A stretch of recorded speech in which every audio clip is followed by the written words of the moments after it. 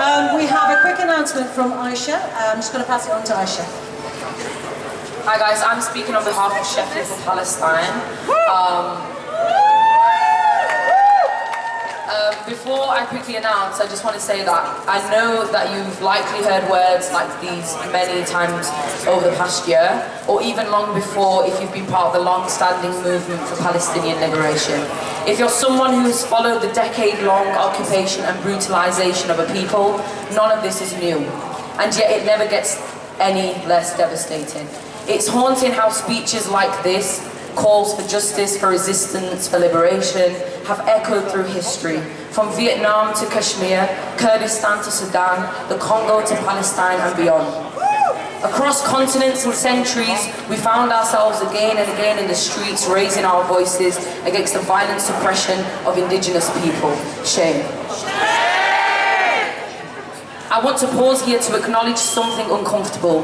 Many of us speaking out today came from a place of privilege.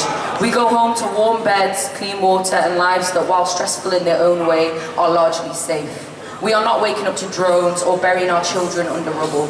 But even from this distance, hasn't it been overwhelming? Hasn't it broken something in all of us? We've watched bodies pulled from ruins on our feeds. We've seen lifeless children, victims of war machines funded by the very government we pay taxes to. Shame. We've seen the image of decapitated babies still in a nappy.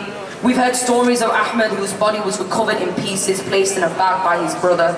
We've seen the eyes of wrongly imprisoned Palestinians, eyes that carry a weight no human being should have to bear. We've watched children sobbing over the bodies of their parents, begging for help that never arrived.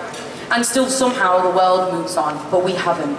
Because our anger has given us fuel, our compassion has set our hearts on fire, and our moral clarity, however painful, has made one thing certain: silence is not an option.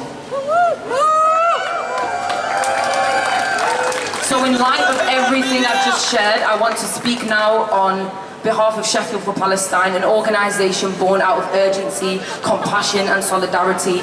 We are a group of young activists, both students and non-students, who came together with a shared goal to keep Palestine at the centre of our political and humanitarian consciousness.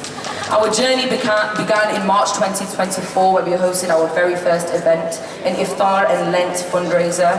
That evening we raised an ample amount that we funded and gave to the remaining 20% was donated to medical aid for Palestinians. We've had many organisations and fundraisers after that.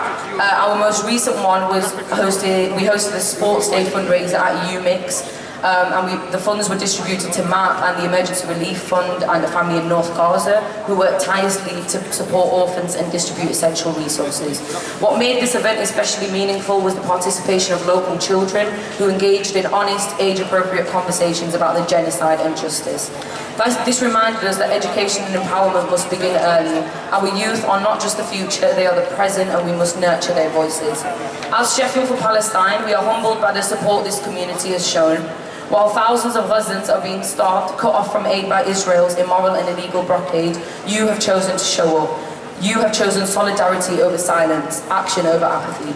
Together we've raised over £10,000 for the people of Palestine to provide support, medical care, and provide in the darkest of times. This isn't just a number, it represents a collective act of resistance, of care, and of love. We know the struggle doesn't end here, we're just getting started. We are committing to continuing our work for Palestinian liberation, and we're eager to collaborate with other individuals and organisations to grow, to learn and to organise. Our vision is to create a space where Palestine is not a side issue but a central cause, embedded in our politics, our culture and our everyday conversations. So please follow us on Instagram, stay connected and keep an eye out for our future events. We'd love to see you there, standing shoulder to shoulder, supporting the movement and meeting fellow comrades who share the same fire in their hearts.